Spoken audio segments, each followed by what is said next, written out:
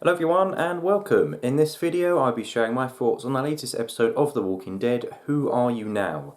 As always with these videos I won't be holding back on any spoilers, so please do keep that in mind. Anyway, without further ado, let's begin. Ladies and gentlemen, a new age has dawned upon us. We are now living in a new era. No longer shall we refer to the year as 2018 AD, no, instead it shall now be known as 0AR, zero after Rick. Yep, it happened the day that many of us thought would never come. Rick has left the show and The Walking Dead is carrying on without him. How on earth will the show get by without Officer Friendly leading the way? How will it manage to cope without this godlike beard on the screen? And how will the audience stay sane knowing that they will no longer hear Rick's weird pronunciation of Carl? That was a really bad impression, sorry. Carl. Bit better, I suppose. How will we all cope, I ask you? Well, it turns out quite easily, actually. Yeah, don't know what any of you are worrying about. At no point during this episode did I think to myself, I wish Rick was here, or I really miss Rick, because I enjoyed what I was watching so much. This really is another solid episode of The Walking Dead, and one that I have very little to complain about. So 6 years have passed since the last instalment, as evidenced by nearly every character sporting a new hairdo. Well, except Daryl, who looks like he's been in cryostasis, as he looks pretty much the same as when we last saw him. The episode begins straight after episode 5's conclusion, with Judith trying to convince the people of Alexandria to take in the group that she saved in the woods. Of course, I'm sure that most of you are aware that the group in question is based on characters from the comics. However, in said comics, they didn't really leave that much of a lasting impression of me, whereas I actually preferred how all these new characters came across on TV. I really got the impression during their conversations with one another that they had been through thick and thin together, and they were a family of sorts. The writers did a great job of making me believe that these characters had known each other for a long time, instead of just appearing like a bunch of random people thrown together. Apologies in advance as I can't remember all their names, but I do quickly want to talk about them. First up is the music teacher, who seems like a genuinely nice guy, and his speech in front of the council was heartfelt and full of passion.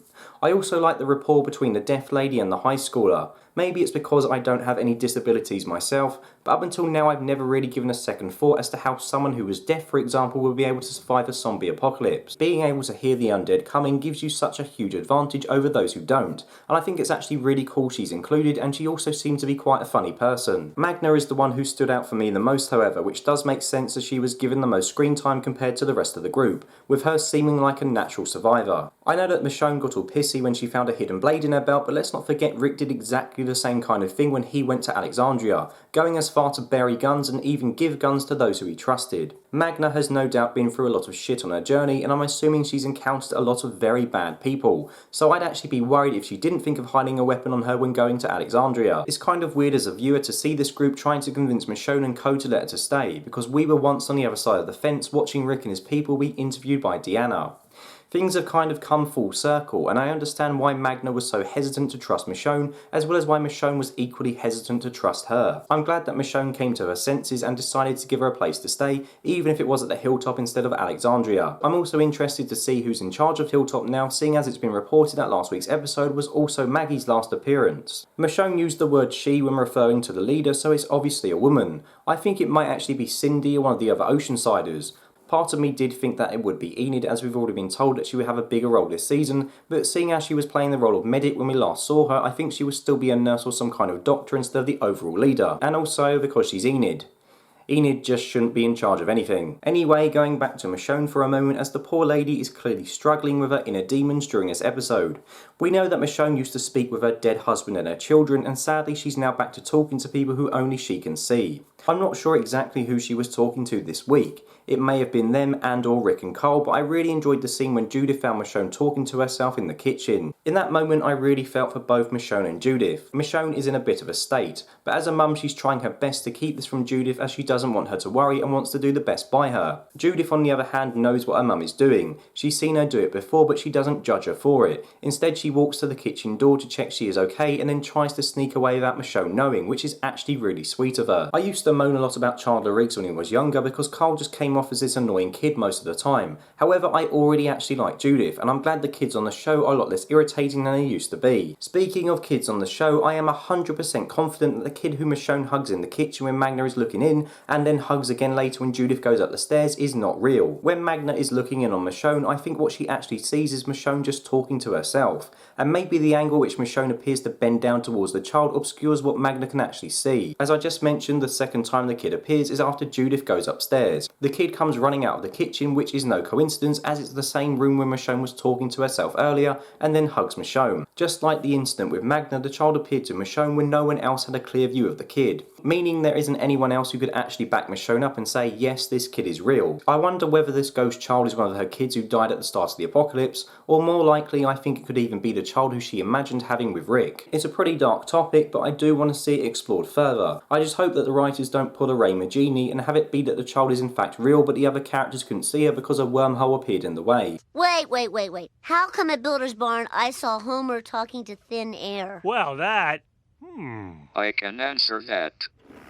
I've been tracking a tear in the fabric of space-time, which combined with airborne pieces of metal at Builder's Barn to create a miniature black hole. This anomaly interposed itself between Homer and Bart, causing a gravitational lens, which absorbed the light reflected from Ray the Roofer. Actually, scratch that, forget what I said, just copy The Simpsons, that would be amazing. And also, why not throw in a zombie Stephen Hawking as well? Perhaps he could even do the zombie noises on his little computer. Oh god, I'm going straight to hell. This also makes me think that when Michonne was doing her monologue at the start of the episode next to the exploded bridge, it's entirely possible she could have seen a vision of Rick there, and that's why she's talking to herself. Going from one disturbed mum to another now, as I quickly want to talk about the White Witch Carol. Carol spends much of the episode on the road with Henry, after he asked to go to Hilltop to work for a man named L. Sutton. This is a direct reference to the comics in which Cole also goes to work for L. Sutton as an apprentice blacksmith. Whilst there he meets Alpha's daughter Lydia, and it appears as if Henry will be taking over Cole's role from the comics, which is good news for those who are worrying about how the show would accommodate Lydia seeing as Cole is dead. Also, Ezekiel states in his dialogue that he's preparing the kingdom for an upcoming fair, which in the comics was instead hosted by Rick at Alexandria. Anyway, back to the topic at hand. Whilst on the road, Carol runs into Jed and what remains of the Saviours, who seem to be living in some kind of rundown building due to Sanctuary falling apart. Jed, being the arsehole that he is, leads Henry into a trap in order to take Carol's supplies. He does spare Carol and Henry, but not after taking Carol's engagement ring first, as well as knocking over Henry when he stupidly tries to attack him. Whilst hunkering down for the night, Carol quite rightly tells Henry that there was no point of them fighting back due to the amount of saviours under Jed's control. Henry, being the spontaneous teenager that he is, isn't happy with this answer, asking what happened to the Carol who used to fight. Turns out Henry should really be careful with what he wishes for, because whilst he's sleeping, Carol gets up in the middle of the night, pours petrol over the saviours whilst they are also trying to get their 40 winks before setting them all on fire. This was a bit weird to say the least. Carol said to Jed before she killed him that he shouldn't have hurt her son. Now there's being protective of your children, and then there's just being a bloody psychopath. I mean, Henry came out of the encounter with only a small bruise on his face. It's not like Jed nearly killed him, and besides, Henry attacked him first, even if Jed did deserve it. Like Michonne, I think Carol is also struggling with her mental health. Carol has already lost her daughter Sophia, as well as having to deal with Sam dying at Alexandria. I think these traumas have caused her to go overboard when it comes to protecting Henry. And Henry isn't stupid, he knows something is up when he sees Carol wearing her ring the next day, but it's almost like he's too scared to ask her what happened, making me question whether this kind of thing has actually happened before. If Henry and Lydia do get together, well, it could certainly be interesting. On one hand, you've got Carol, who is going to go apeshit if Lydia hurts her son, and on the other you've got Alpha, who leads this crazy cult, the Whisperers, and isn't someone Henry would want to get on the wrong side of either. Boy, and I thought my in-laws were bad. They're actually really nice, just in case they watch this video. Whilst I do think Carol being a bit of a psycho mum is an intriguing idea, I was kind of disappointed that Jed was killed off so quickly. He and the rest of his group had the potential to be a constant nuisance to the various communities, and it felt like the writers killed him in order just to try and tie up all the loose ends before the Whisperers arrive, which does feel like a bit of a waste. Anyway, next up I want to talk about Eugene and Rosita, who set out on a trip together to try and boost the radio signal back at camp. I have to say I didn't expect Rosita to be romantically involved with Gabe, however Eugene did come close to telling her that he liked her, which means we could see the show go down the comic book route with these two getting together eventually.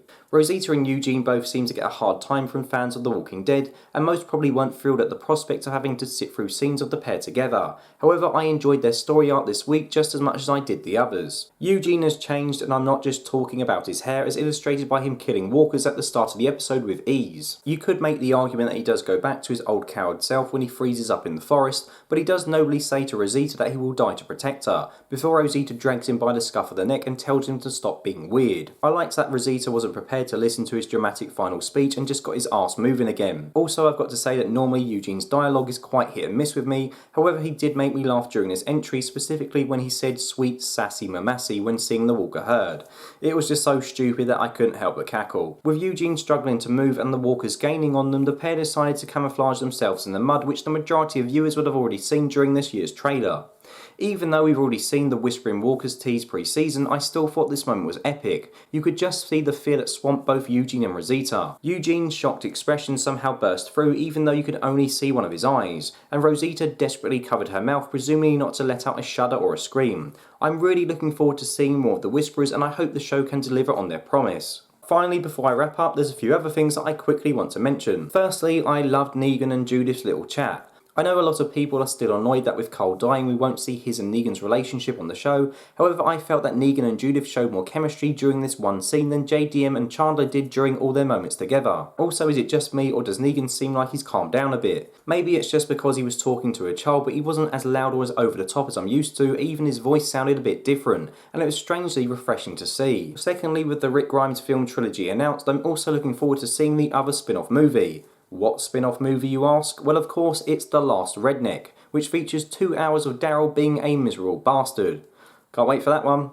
Honestly though, seeing Daryl living as a hermit, fishing in a big old cloak just reminded me of The Last Jedi, which isn't something that I really want to be reminded of. And finally, we've got an English character on the show in Yumiko, yay! I know that obviously there's a lot of English actors associated with The Walking Dead, but none of them have an English accent on the show, so I thought it was cool when Yumiko spoke to hear that she was British. Overall, this season keeps surprising me due to how much I'm liking it. The writers have had to face many obstacles coming into this season, such as Rick and Maggie leaving, but so far they've overcome them all with aplomb.